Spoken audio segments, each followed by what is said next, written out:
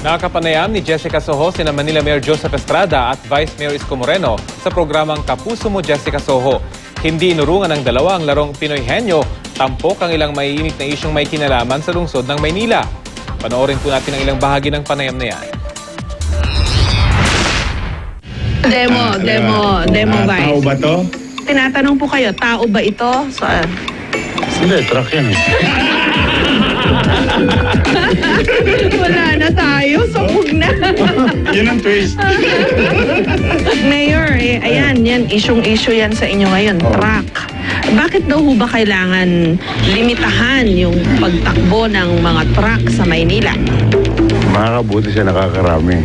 Dahil kawawa maraming tao, mga kamukha ng estudyante, nahuhuli sa klase, mga empleyado, papasok sa opisina, nahuhuli.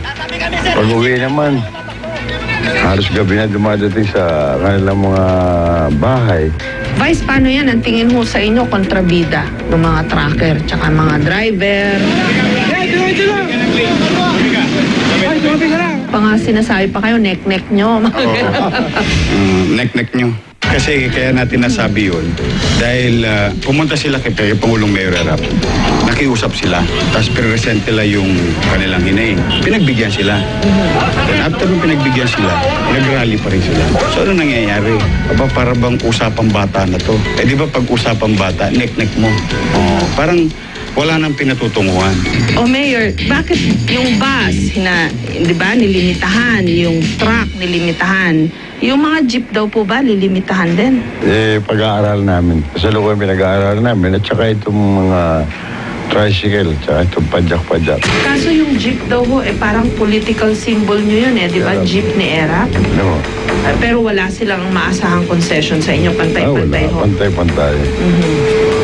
Kahit nakakamagana ko yung pupunta sa City Hall. Magkakaayos pa raw ho ba kayo ni Mayor Lim kahit po sa inyo too much water under the bridge? Sobra hong nagkapalitan ng masasakit na salita nung nakaraang eleksyon. Ako, hindi ako salitang masakit sa kanya.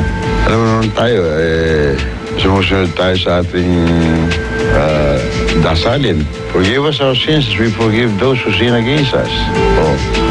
At siyempre, nabasa ko rin yung Mahatma Gandhi, yung quotation niya. The weak cannot forgive, but forgiveness is the attribute of the strong. Di ba? English yan, ha? Vice kayo, paano daw ba yun? Magkakasundo pa ba kayo ni former Mayor Lim? As a person, yung individuals, yes, bakit hindi? Sino ba naman ako?